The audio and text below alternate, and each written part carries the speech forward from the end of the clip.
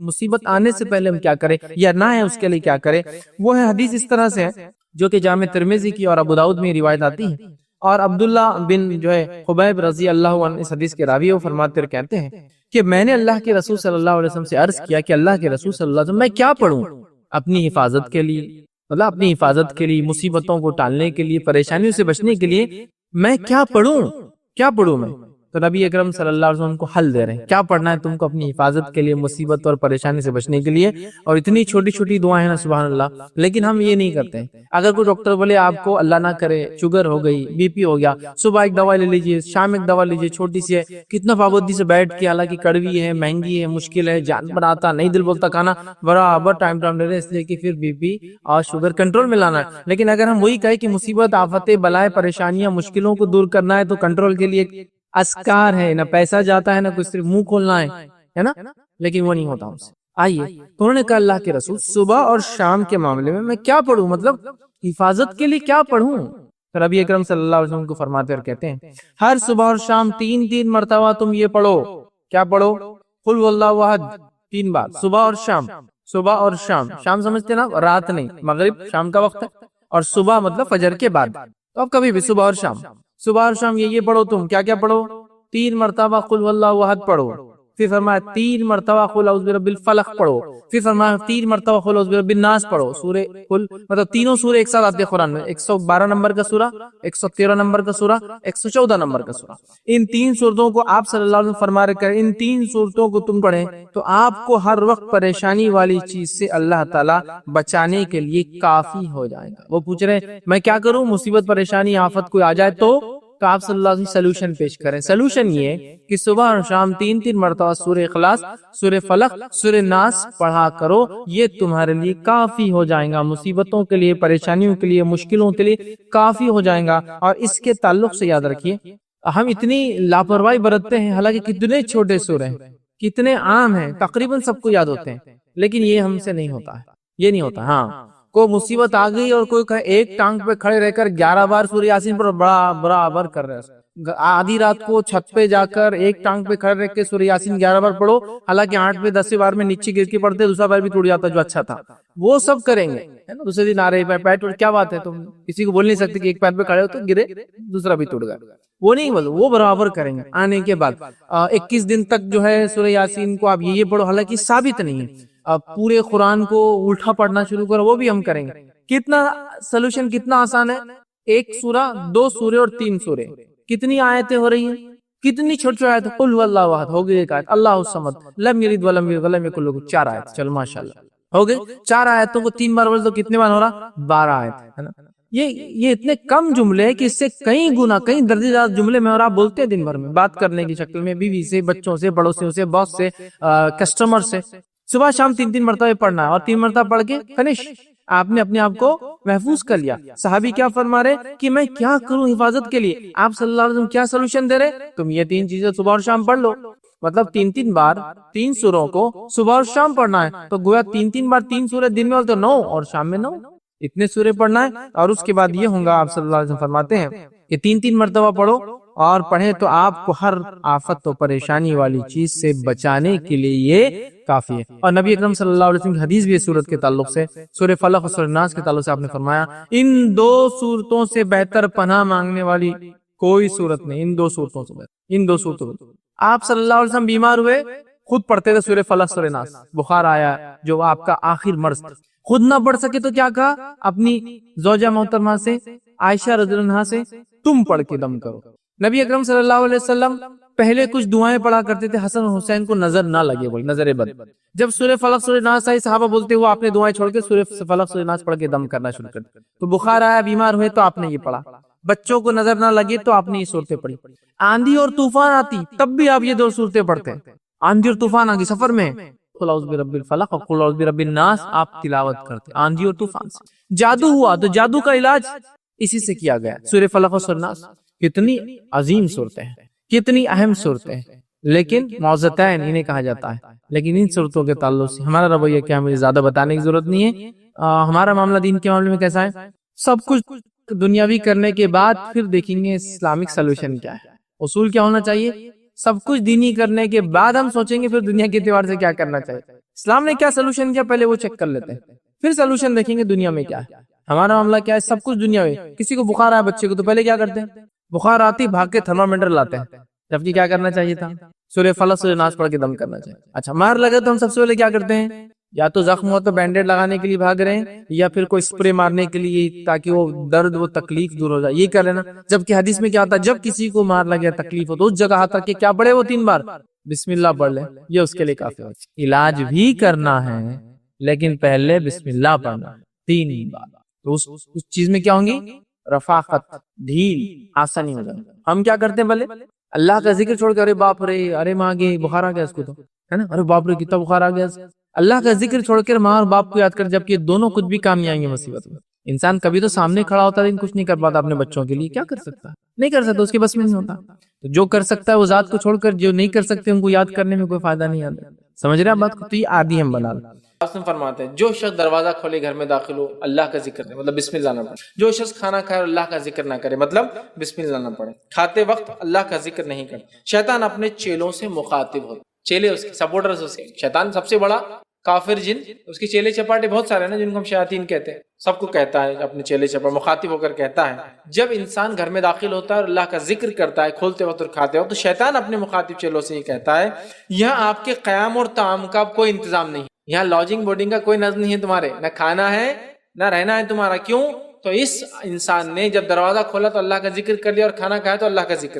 آگے فرماتے اور کہتے ہیں اور جب کوئی انسان گھر میں داخل ہوتی ہے کھانا کھاتا اللہ کا ذکر نہیں کرتا تو شیطان کہتا ہے اپنے چیلے چپڑ شاگردوں سے آج رہنے کا بھی انتظام ہو گیا اور کھانے کا بھی ہو گیا. اور اگر کھولتے وقت بسم اللہ کہتا ہے کھاتے وقت نہیں کہتا تو کہتا رہنے کا انتظام ہو گیا کھانے کا نہیں, اور کھاتے وقت بسم اللہ کہتا ہے اور کھولتے وقت نہیں کہتا تو کہتا رہنے کا انتظام ہو گیا کھانے کا نہیں ہو. مطلب آپ دروازہ کھول رہے بسم اللہ نہیں پڑھے, شیطان رہنے کا کہتا ہے. کھانا کھا رہے بسم اللہ نہیں پڑھے, بولتا آج کھانے کا بھی انتظام ہے. کھانا کھا بسم اللہ پڑھ لیا اور کھولتے وقت نہیں تو بولتا رہنے کا تو ہوگا کھانے کا انتظام نہیں ہوا اپنا. نبی اکرم صلی اللہ علیہ وسلم ایک مرتبہ بیٹھے تھے, اللہ رب العزت آپ کو غائب بھی دکھاتا تھا, یہ اللہ کی طرف کی بات ہے, ٹھیک ہے, شیطان چونکہ غائب میں. تو نبی اکرم صلی اللہ علیہ وسلم کھانا کھا رہے تھے ایک صحابی کے ساتھ. اب ہوا یہ کہ آپ صلی اللہ علیہ وسلم کھانے کے بیچ میں اس صحابی کو دیکھ کے مسکرائے. تو صحابی نے کہا اللہ کے رسول جی, وہ دوسرے دیکھ رہے تھے نا, آپ کیوں مسکرائے مجھے دیکھ کر, ٹھیک ہے, کسی پہ نہیں ہنسے آپ میرے پاس. تو کہا تم نے جب کھانا شروع کیا تو بسم اللہ نہیں پڑھا, بولے ہاں بھول گیا تھا.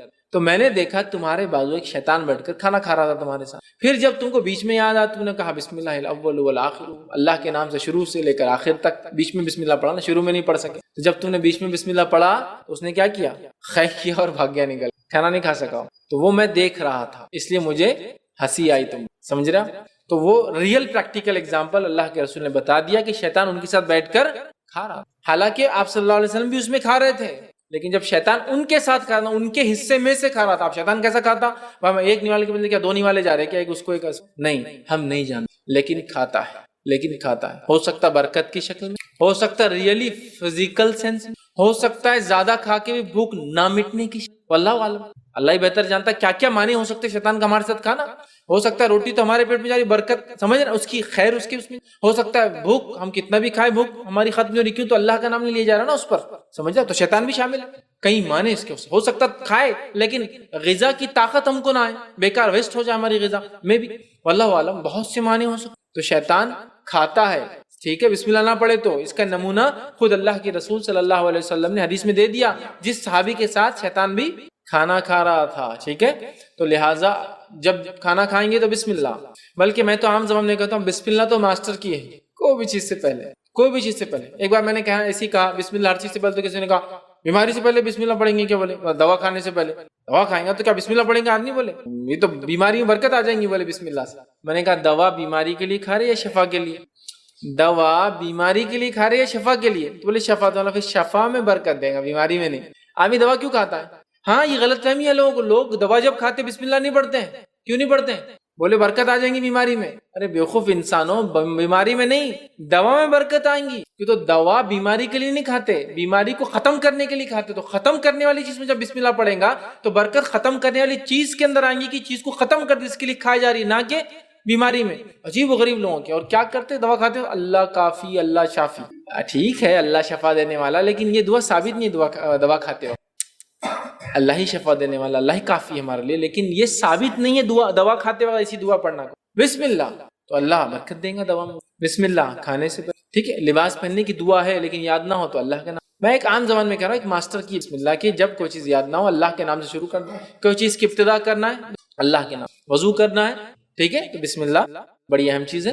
اور ویسے کھاتے اور گھر میں داخل وقت ضرور پڑے، تو اپنے گھر کو پروٹیکٹ کیجئے، اپنے پیٹ کو پروٹیکٹ کیجئے، ٹھیک ہے. کھانے کے معاملے میں اور رہنے کے کہ بسم اللہ سے کام شروع کی. کتنا آسان ہے، اس کو تو میں سمجھتا ہوں بہت مسئلہ نہیں، لیکن یہ بھی احتیاطی تدابیر ہے. شیطان کو ریپل کرنا بہت ضروری ہے، اس لیے کہ وہی جڑ ہے اکثر برائی کی دنیا کے اندر. اکثر برائی انسانی نفس بھی ہے کہیں نہ کہیں، لیکن اصل جڑ وہی ہے، وہی ابھارتا ہے انسانی نفس میں جو تھوڑا سا ہے اس کو وہ بڑا کر دیتا. انسانی نفس میں خطا، بھولنے کا مادہ ہے، شیطان اس کو بڑھا کے بڑے بڑے جرائم اور گناہ کرا کے اس کی بھول کا فائدہ اٹھاتا ہے نا. بہرحال اس چیز کو ہم سمجھیں. 10واں پوائنٹ اور آخری پوائنٹ آج کا، اپنی حفاظت، سیلف پروٹیکشن کے لیے ہم کیا کریں گے. آئیو پوائنٹ یہ انس بن مالک رضی اللہ عنہ فرماتے ہیں، ابو داؤد کی روایت ہے، فرماتے اور کہتے ہیں رسول اللہ صلی اللہ علیہ وسلم نے فرمایا اور کہا، جس شخص نے اپنے گھر سے نکلتے وقت یہ دعا پڑھ لی. کیا دعا پڑھ لی؟ بسم اللہ توکلت علی اللہ لا حول ولا قوت الا باللہ. جس شخص نے گھر سے نکلتے وقت یہ دعا پڑھ لی، بسم اللہ توکلت علی اللہ لا حول ولا قوت الا باللہ، یہ دعا پڑھ لی اللہ کے نام سے، جس کا ترجمہ ہے اللہ کے نام کے ساتھ میں گھر سے نکلتا ہوں، میں اللہ پر بھروسہ کرتا ہوں، اللہ کی توفیق کے بغیر کسی گناہ سے بچنے کی طاقت اور نیکی کی ہمت نہیں ہے، اس پڑھنے والے کے حق میں کہا جاتا ہے. تو جب انسان یہ کلمہ پڑھتا ہے بسم اللہ توکلت علی اللہ لا حول ولا قوت الا باللہ، جب یہ پڑھ کے گھر سے نکلتا ہے، جس کا معنی میں نے آپ کے سامنے رکھ دیا، تو اس کے تعلق سے یہ کہا جاتا ہے، کیا کہا جاتا ہے؟ تو کفایت کیا گیا، تو کفایت کیا گیا، تیری رہنمائی کی گئی، تجھے بچا لیا گیا. اور اللہ کے سوا کوئی نہیں ہے، اللہ کہا تو کفایت کیا گیا. پھر وہ کہہ رہا ہے کہ گمراہی سے، گھر سے باہر گمراہیاں ہیں تو اللہ کی طرف جا رہا ہے، تجھے رہنمائی کی گئی. تیسرا وہ جو ہے کہہ رہا ہے کہ شر ہے باہر، تو اللہ کہہ رہا تجھے بچا لیا گیا. تین چیز مانگی، تینوں چیز عطا کی گئی. کب؟ گھر سے نکلنے کے بعد. اکثر دیکھیں کیا ہوتا ہے گھر میں جب آپ رہے، جنرلی پروٹیکٹڈ ہوتے ہیں بہت زیادہ، ہے نا. گھر کے اندر دیکھیں اکثر بچے گھر سے باہر نہیں نکلنے دیتے پیرنٹس. کیوں؟ گھر کا جو ماحول ہے بہت پروٹیکٹڈ ہوتا ہے نا، اچھا ہوتا ہے، محفوظ ہوتا ہے. لیکن گھر سے باہر گئے تو سب کو فکر لگ جاتی ہے. اچھا، جتنے دور گئے فکریں اتنی بڑھتی جاتی، چونکہ مصیبت، پریشانی اور مدد پہنچانے کا معاملہ اتنا انسانی ذریعوں پہ کمزور ہوتا چلا جاتا ہے. میرے آپ محلے میں کچھ ہوا، فوراً والد وغیرہ رشتہ دار آ گئے. اچھا، شہر کے اندر ہوا تب بھی کوئی جلدی اب دوسرے شہر ہوا تو کتنی مشکل ہوتی ہے. دوسرے ملک ہوا خالی یہاں سے بیٹھ کر سوچ سکتے کہ کیا حال ہوگا، کیا مصیبت، کیا ہوتا ہے نا.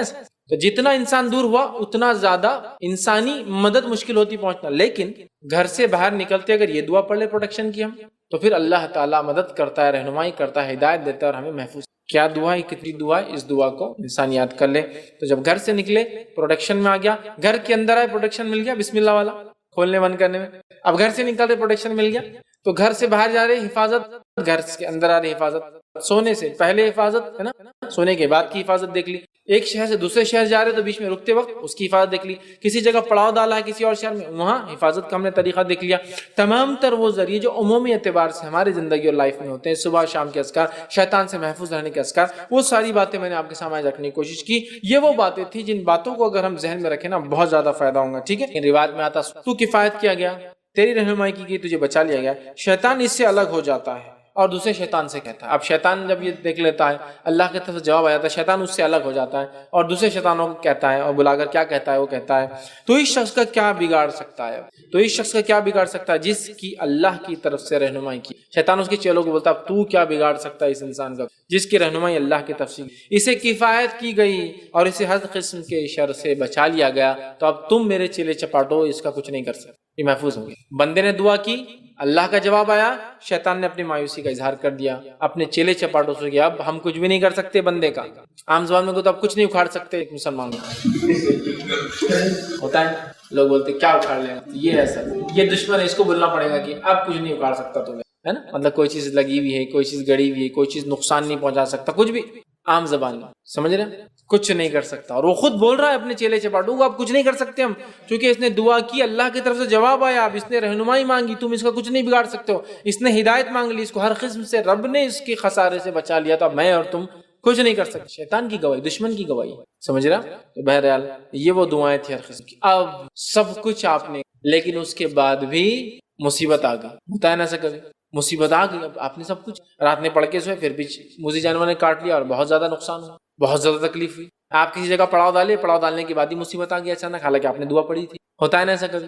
اب اس کو کیسے، وہ میں آپ کو ڈیفائن، ورنہ پتا چلا آپ بول رہے یار حدیث میں نے کچھ گڑبڑ تو نہیں کیا. نہیں، جب آپ مکمل طور سے حفاظتی دعائیں پڑھتے ہیں اور اس کے بعد بھی تکلیف آتی ہے تو یہ اللہ کے طرف سے تھی، آپ کے تقدیر کا حصہ. لیکن جب ایسی مصیبت سب کرنے کے بعد آتی ہے دل کو ایک اطمینان ہوتا ہے میں نے دینی معاملات میں کوئی کمی نہیں چھوڑی تھی، اس کے بعد جو آیا میرے رب کے. ورنہ کیا ہوتا ہے جب انسان ذکر و اذکار نہیں کرتا، کوئی مصیبت ہے پھر کتنا بچتا، کاش کہ میں ایسا کر لیتی، کاش کہ میں ایسا کر لیتا، میں دیندار ہو جاتی، میں دیندار ہو جاتا، میں نمازی ہوتا، میں نمازی، کتنا بچتا ہوتا. سب کچھ کرنے کے بعد کوئی مصیبت، اللہ کم از کم انسان نہیں بولتا اللہ میں نے جو ہو سکتا تھا اپنی طرف سے کیا، اب تیری آزمائش ہے مجھے صبر. تو سب کچھ کرنے کے بعد بھی اگر کوئی مصیبت آئی تو یہ اللہ کی طرف سے تھی، اس پہ کیا کرنا ہے، اب جزا فضا نہیں کرنا، رونا دھونا. آپ دعا نہیں پڑھوں گا بھائی میں کیا فائدہ ہوا دعا پڑھ کے میرا وہ ہوا. بہت سے لوگ ایسے ہی ہوتے نا. میں آپ سے ایک سوال کروں، دوا کھانے گئے، آپ نے دوا کھائی، فائدہ نہیں ہو تو کیا کرتے، ڈاکٹر گالیاں دیتے، دوا گالیاں دیتے، کیا کرتے آپ، ڈاکٹر صاحب کو دوسری دوا دے دو نا اور فائدہ ہو. دوسری دوا کھائے اس سے فائدہ نہیں، پھر کیا کرتے، ڈاکٹر بھی گالیاں دیتے، دواؤں کو بھی گالیاں دیتے، کمپنی بھی جا کے کیس کرتے نہیں، پھر جا کے تیسری لیتے آپ، ہے نا، کرتے ہیں نا. تو پھر اللہ کے دین کے معاملے میں کیوں ہی سمجھ نہیں آتی، میں نے پڑھا تھا ہو گیا اب ختم، اب ایک بار نہیں ہونا اثر ختم ہو گیا. ایسا نہیں ہو، آپ کو بار بار کرنا ہو کہ تو اللہ تعالیٰ کبھی دے کر آزماتا ہے اور کبھی لے کر آزماتا ہے. سمجھیے بات. تو سب کچھ کرنے کے بعد بھی کوئی مصیبت آئے تو کبھی بھی جو اپنے ذہن کو شیطان کے جو قبضے میں نہ دے دیے گا کہ ارے یار کیا ہوا، بلکہ یہ آپ یہ سوچئے ہو سکتا مصیبت اس سے خطرناک انٹینسٹی کی تھی جو لو ہو گئی. آپ سمجھ رہے بات کو، بہت ہائی ہوتی تھی، اللہ نے بچایا. پاسبلٹیز ہے، ہائی پاسبلٹی، اس چیز کو سمجھنے کی ضرورت. ٹھیک ہے.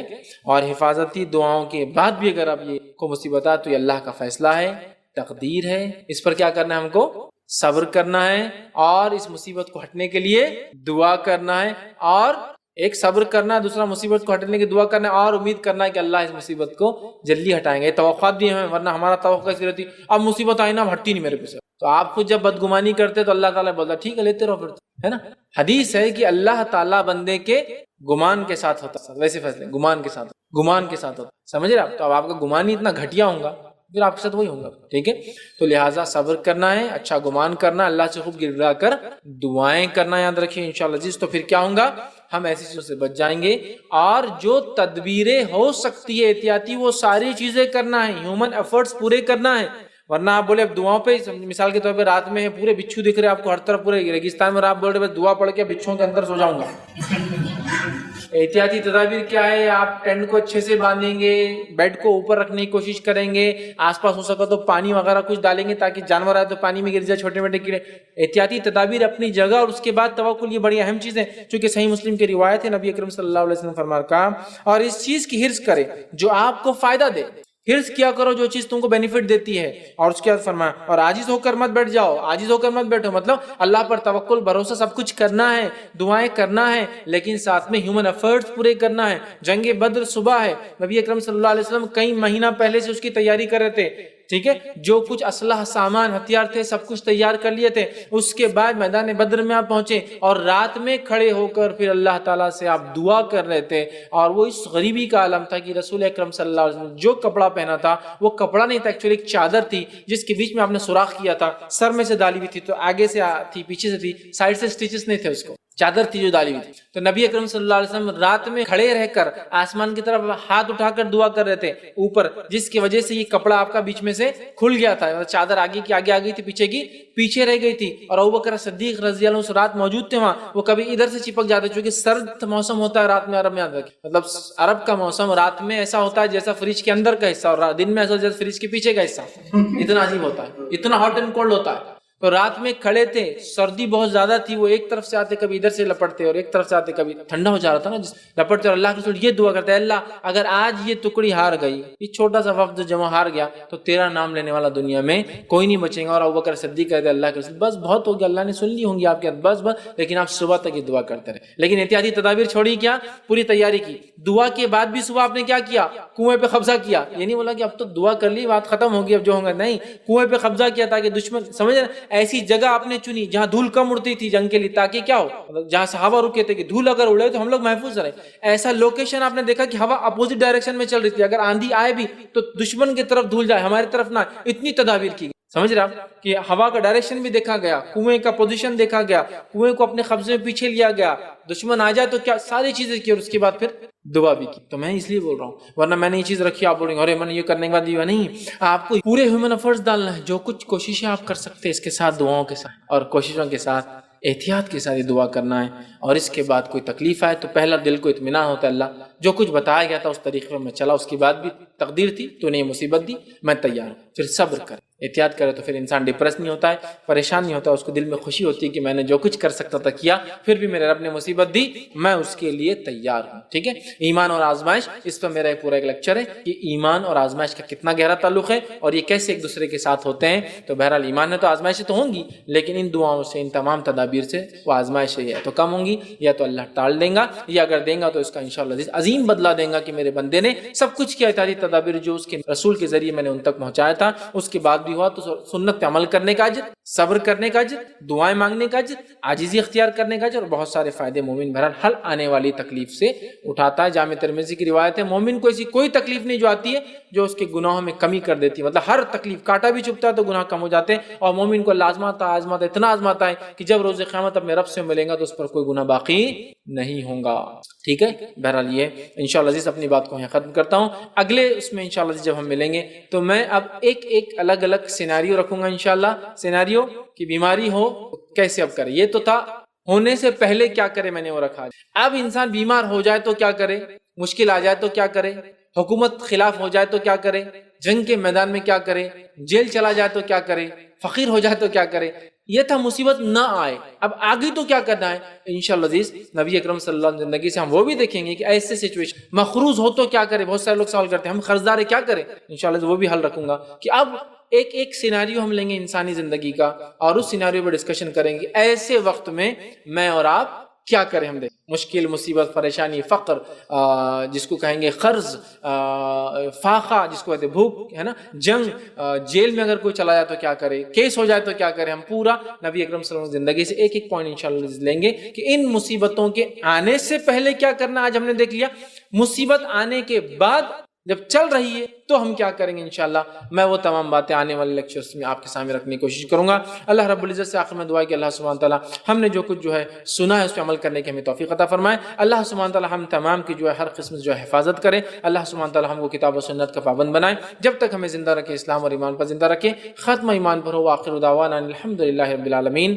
سبحان ربک رب العزت عما یصفون وسلام علی المرسلین والحمد للہ رب العالمین. بسم اللہ الرحمن الرحیم. الحمد للہ رب العالمین والصلاة والسلام علی خاتم النبیین والمرسلین. رب اشرح لی صدری ویسر لی امری واحلل عقدۃ من لسانی یفقہوا قولی. السلام علیکم فیض، جس طرح آپ نے بولی کہ مصیبت سے پہلے جو بھی مصیبت آئے اس سے پہلے بسم اللہ پڑھ لیا جائے، تو یہ گھر میں اگر داخل ہو تو کچھ لوگ کچھ ایسی بڑی دعا ہے بسم اللہ وجعل تو داخل ہو، کچھ ایسی دعا ہے علماء اکرام بولتے کہ یہ پڑھے تو اس سے بھی شیطان داخل نہیں ہوتا، تو یہ اسے واضح کر لیجیے. بھائی نے سوال کیا کہ گھر میں داخل ہوتے وقت بھی کچھ اور بھی دعائیں جو لوگ بتاتے ہیں جو پڑھنی چاہیے شیطان کی حفاظت سے. دیکھیے میں نے تو صرف 10 دعائیں آپ کے سامنے رکھی ہے، 10 سے 12 حدیثوں سے. 10 دعائیں نہیں بلکہ 9 ہی تھی، چونکہ ایک تو کامن تھی، 2 ایک جب پڑاؤ ڈالے اس کے لیے بھی وہی تھا اور گھر کے اندر وہی تھا، رات میں کامن تھی.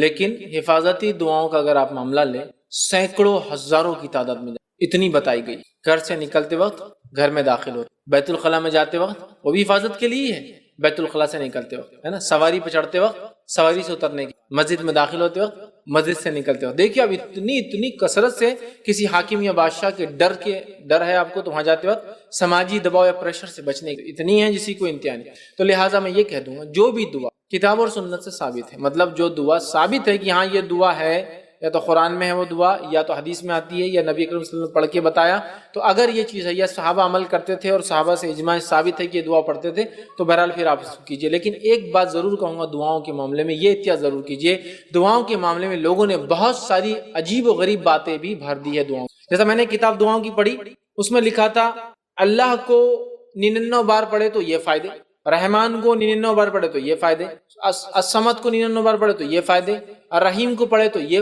تو میرا مسئلہ یہ تھا، میں نے یہ سوچا کہ 99 اللہ کے نام کو 99 بار پڑھنے کے کئی فائدے ان کو کیسے پتا چلے. کوشچن یہ تھا یا واسع پڑھنے کی یہ فائدے، یا خوی پڑھنے کی یہ فائدے، یہ نورو پڑھنے کی یہ فائدے، یا سمت پڑھنے، سب لکھ دیا انہوں نے. نہیں. تو مسئلہ یہ ہے کہ یہ باتیں کیا رسول اکرم صلی اللہ علیہ وسلم نے بتائی؟ ٹھیک ہے اللہ کا نام ہے بھائی، اللہ کا نام لینے کا تو فائدہ ہی ہے، لیکن اللہ کے نام کو مخصوص تعداد میں ایسا لینے کا اور یہ فائدہ ہوتا ہے، یہ سنت سے ثابت ہے کیا؟ صحابہ کے عمل سے ثابت ہے کہ مسئلہ یہ ہے، یاد رکھیے. سمجھ رہا؟ مسئلہ یہ ہے اقامت کیوں دی جاتی ہے؟ جماعت کھڑی ہو رہی، اذان ہو گئی، اعلان ہو گیا، اقامت کیوں جاری؟ مسجد میں لوگ جمع ہو جائیں. تو اگر ہم یہ سوچیں کہ اب جنازے کی نماز میں بھی اقامت دے دیں گے تاکہ لوگ جمع ہو جائیں قبرستان میں، یا ہم یہ سوچیں گے کہ پھر عیدین کی نماز میں اقامت دے دی جائے، یا ہم یہ سوچیں گے کہ تراویح کی وتر کے لیے بھی اور تہجد کے لیے بھی اقامت دے دی جائے، تو درست ہوگا؟ آپ بولیں گے نہیں، اقامت دی گئی 5 وقت کی فرض نماز، تو اب ہم نہیں دیں گے. یہ ہے نا؟ تو میں یہ کہہ رہا ہوں اللہ کا نام بالکل اللہ کا نام باعث اجر و ثواب ہے، لیکن اس مخصوص تعداد میں گننا اور اس کے یہ فائدے ہونا کس نے بتائے؟ اگر یہ فائدے رسول اکرم صلی اللہ علیہ وسلم نے نہیں بتائے، نعوذ باللہ، یہ تو دین میں سیدھا آپ الزام لگا رہے ہیں کہ وہ چیز جو اتنی خیر کی تھی اور یہ فائدے تھے اللہ کے رسول بتا کے نہیں. ٹھیک ہے، تو میں یہ احتیاط کا بالکل کہوں گا، دعاؤں کے عمل میں بڑا احتیاط کرے، اور دعاؤں کو جب تک ثابت نہ ہو اس کو نہ پڑھے. بلکہ کچھ لوگوں نے تو کچھ بھی قرآن کا کچھ مانا ہے اور وہ لے رہے، مطلب کچھ بھی، جیسے ایک صاحب نے لکھا کتا نہ کاٹے اس کی دعا. میں پریشان، کتے کے نہیں کاٹنے کی دعا کیا ہے؟ تو سورۃ الکہف میں لا لی کلب باسط، یہ پڑھے تو کتا نہیں کاٹتا. ٹھیک ہے، وہاں ایک کتے کا ذکر ہے سورہ کہف میں، لیکن وہ کتے کا جو تذکرہ ہے وہ پڑھنے سے کتے نہیں کاٹیں گے ایسی کوئی روایت نہیں ہے. آپ صلی اللہ علیہ وسلم نے بتانا ضروری ہے نا کہ یہ پڑھے تو کتا نہیں کاٹتا. تو اس میں خود پریشان تھا، کتا نہ کاٹنے کی دعا پہلی بار سنا میں نے. سمجھ رہا بات؟ تو بات قرآن کی آیت، آدمی ارے قرآن کی آیت ہے نا، قرآن کی آیت ہے بھائی، غلط نہیں ہو سکتی، میں کہاں بول رہا ہوں، لیکن مسئلہ یہ ہے کہ آپ کو کس نے بتایا کہ یہ قرآن کی آیت پڑھنے سے کتا نہیں کاٹتا؟ ایشو یہ ہے. سمجھ رہا بات؟ جنتی جنت میں رہیں گے تو فلاں چیز کریں گے، تو آپ نے بتایا کہ حدیث میں کہ یہ دنیا میں بھی کرنا چاہیے، جنت میں نہیں ہے ویسے. سمجھے؟ تو اس بات کو سمجھنے کی ضرورت ہے دعاؤں کے معاملے میں خاص طور سے. ہاں اگر ثابت ہے تو آپ کرتے جائیے، ورنہ احتیاط کریں، یہ زیادہ بہتر ہے. تو بہرحال آپ نے ایک دعا کہی، بہرحال میں سمجھتا ہوں اگر ثابت ہے تو آپ دیکھیں کتاب میں پڑھیں، اس کا حوالہ چیک کریں، یہ زیادہ بہتر ہوگا کہ وہ ثابت ہے تو کریں، نہ ہے تو جی. السلام علیکم فیض بھائی.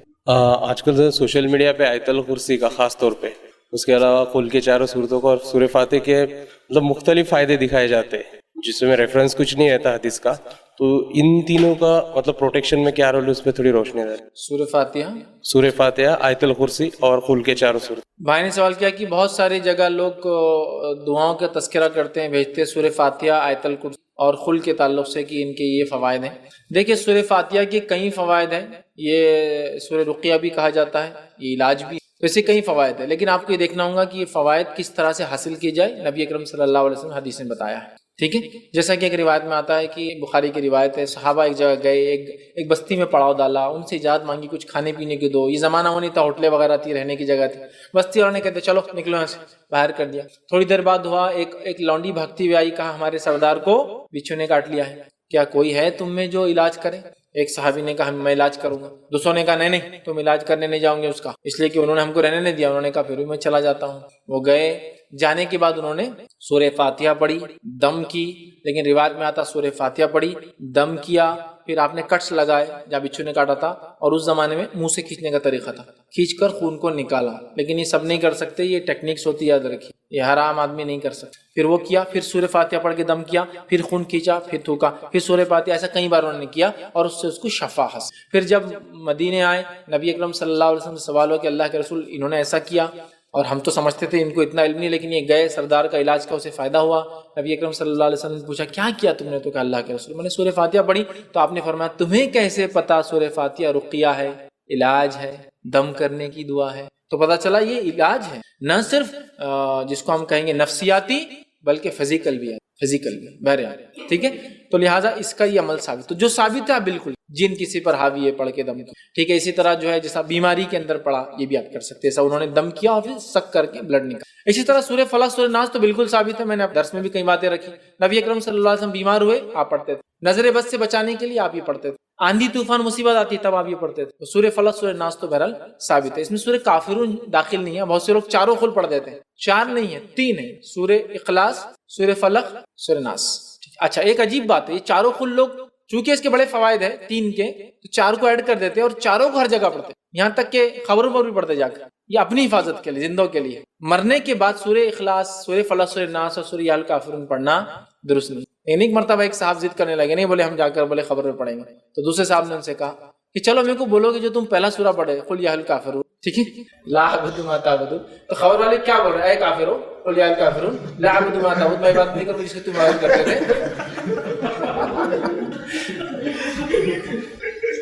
آپ پڑھ رہے بھی تو کیا پڑھ رہے یہ تو دیکھو. بولے سورہ کافرون کو رات میں پڑھنا سونے سے پہلے ثابت ہے، اس لیے کہ برات کفر کے لیے اللہ کے رسول سورہ کافرون کو رات میں سونے سے پہلے پڑھتے تھے تاکہ کفر سے برات، نفرت کا اظہار ہو. لیکن تم جا کر 3 قل ہے بولے، چوتھا بھی جب پڑھ رہے تو پہلا چوتھا ہی پڑھتے نا قل یا، چونکہ باقی 3 تو آخری ہے، ترتیب کے اعتبار سے قل یا الکافرون اے کافرو لا اعبد ما. اب دیکھا اس کا ترجمہ دیکھیے، میں عبادت نہیں کرتا، اس کی تم عبادت کرتے ہو.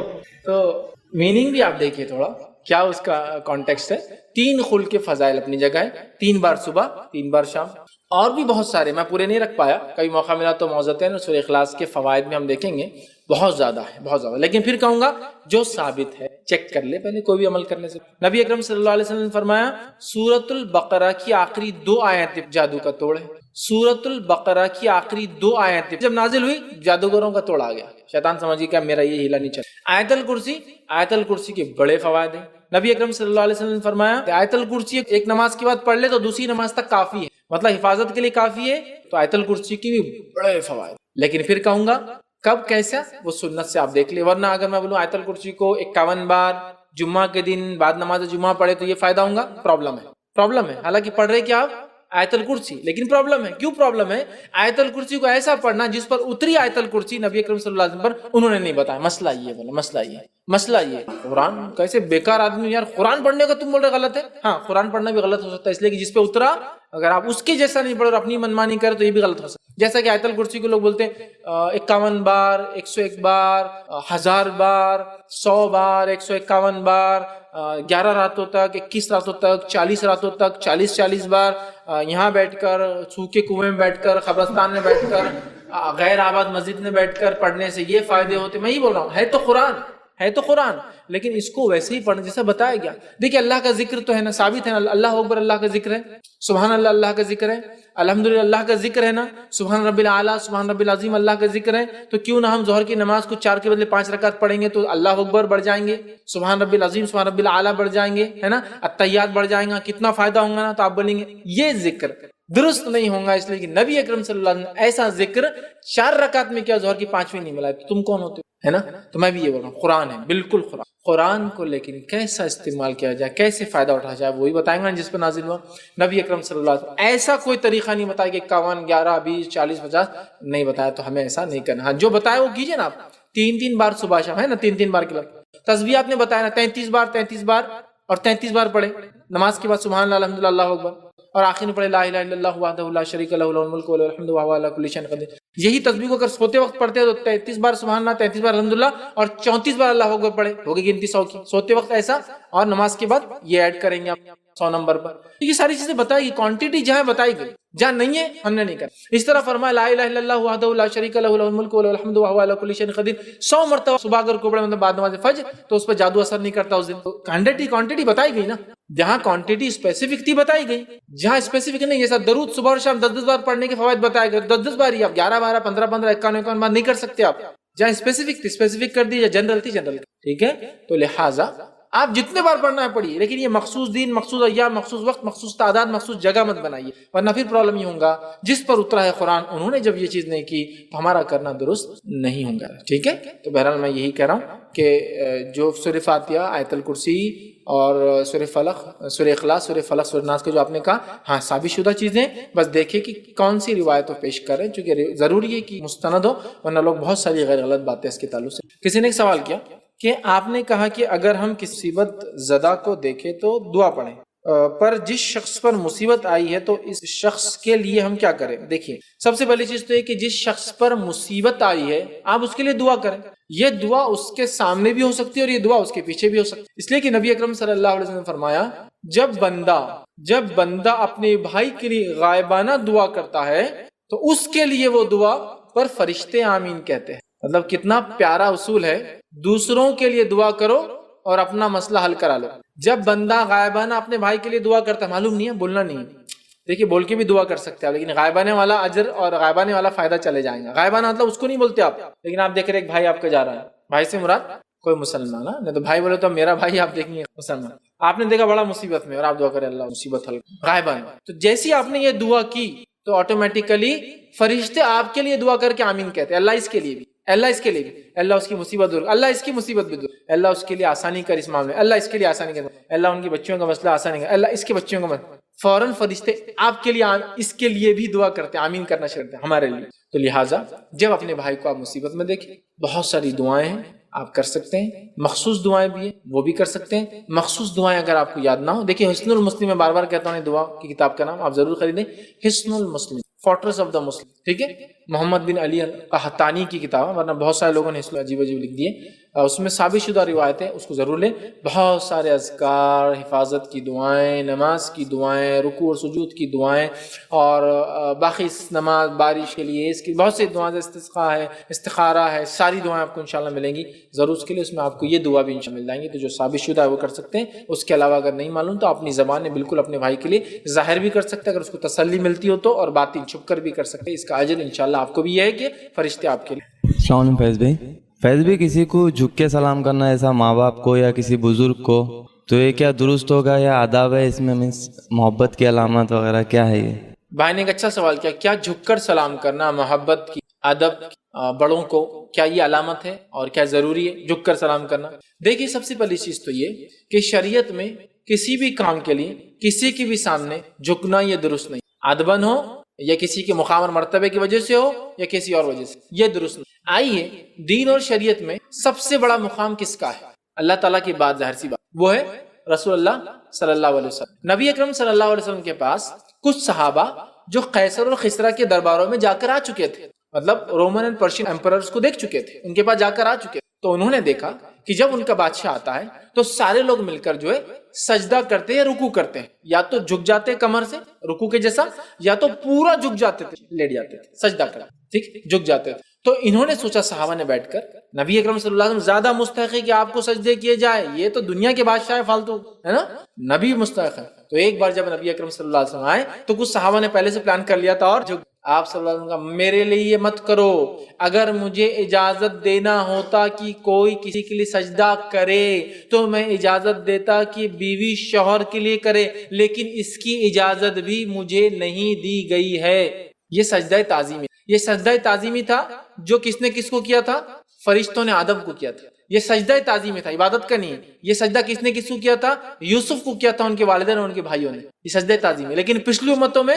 جائز تھا اس امت میں آپ نے فرمایا کسی کے لیے سجدہ تعظیمی جائز نہیں اگر ہوتا تو اف تھا ہوتا تو شوہر کو بیوی کرتی حکم دیا تھا لیکن اس کی بھی اجازت نہیں ہے تو صحابہ مجھے کہاں کر رہے ہو تم ہوتا تو بیوی کو ہوتا شوہر کو کرے لیکن اس کی بھی پرمیشن نہیں ہے مطلب اس امت میں سجدہ تعظیم نہیں کسی کے لیے جھکنا نہیں ہے تو جو آپ بول رہے ہیں نا جھک کر سلام کرنا یہ بھی ہے دیکھیے سجدہ جھکنے کی سب سے ادنا قسم ہوتی ہے کہ انسان کسی کے سامنے منڈی ڈال دے اور سب سے اعلیٰ قسم ہوتی ہے کہ اپنے پیشانی کو زمین پر ٹیک دے تو رکوع بھی سجدے کی ایک قسم ہے رکوع میں جب جاتے ہیں نا جھک گئے آپ سجدہ سب سے اعلیٰ قسم ہے سمجھا تو آپ جو جھک کے سلام بول رہے ہیں نا وہ بھی رکوع کی قسم ہے رکوع کی ایک قسم ہے ایک تو فرشی سلام ہوتا ہے مانو آپ پورا رکوع کر کے نیچے سے بادشاہ سلامت اور یہ اور وہ گاتے گاتے بولتے رہتا اس کو بولتے فرشی سلام جو نواب اور پتہ نہیں کون کون لیا کرتا اللہ رحم کرے بہت سخت بات ہے یہ اجازت تو نبی اکرم صلی اللہ علیہ وسلم صحابہ کو اپنے لیے نہیں دی کہ مجھے کرو تو کوئی دوسرا کون اس کے لائق ہو اور ایک ہوتا ہے اسی فرشی سلام کا لوور ورژن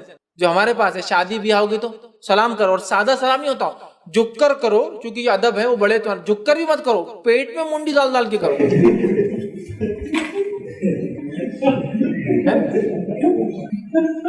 بہت امیزنگ سچویشن دکھتی مجھے ایک تو اللہ رحم کرے ہماری عورتوں کا لباس دیکھیے آپ بہت برا لگتا ہے کہ ساڑیاں پہنی ہوئی پیٹ دکھ رہا ہے اور جھک کے پیٹ میں ڈال کے سلام کرو سبحان اللہ ایک غلط کام اور اس پر بہائی بھی بہت تعجب کی بات ہے اور بہت سی بار تو میں نے دیکھا کان پکڑ کے بھی سلام ہوتا جھکتے ہیں نا بچے بہت سارے چل کان پکڑ کے چل جھک سلام کرو جھک کر سلام کرنا یہ کوئی ادب نہیں ہے اسلامی کوئی ادب نہیں بلکہ شریعتاً درست نہیں یاد رکھیے حرام جھک کر جھکنا نہیں ہے شریعت السلام علیکم چونکہ دور آدمی سمجھ وہاں کھڑا ہوا ہے 100 فٹ پہ نہیں سمجھ لیکن اشارہ سمجھ سکتا ہے تو آپ کر سکتے السلام علیکم اشارہ مطلب میں آپ کو سلام دے رہا ہوں چونکہ اب وہ سلام سن نہیں سکتا تو وہ بھی کہیں گا وعلیکم السلام لیکن بولنا پڑے گا ورنہ ہمارے پاس اشارہ والا ہونا کیسا تھا اور یہ بھی خالی یہ کیا ہے کرنا پڑے گا ٹھیک ہے تو السلام علیکم آپ دور کھڑے ہوئے تو اشارہ آپ کر سکتے لیکن جھکنا جھک کر سلام کرنا یہ کوئی اسلامی ادب نہیں ہے، یہ کوئی شرعی ادب نہیں ہے، یہ بالکل جائز اور درست جو ہمارے پاس چلتا ہے۔ اور جھک کر بولے تو پورا رکوع رہتا ہے، پورا رکوع، میں بھی یہاں پوڈیم میں نہیں جو رکوع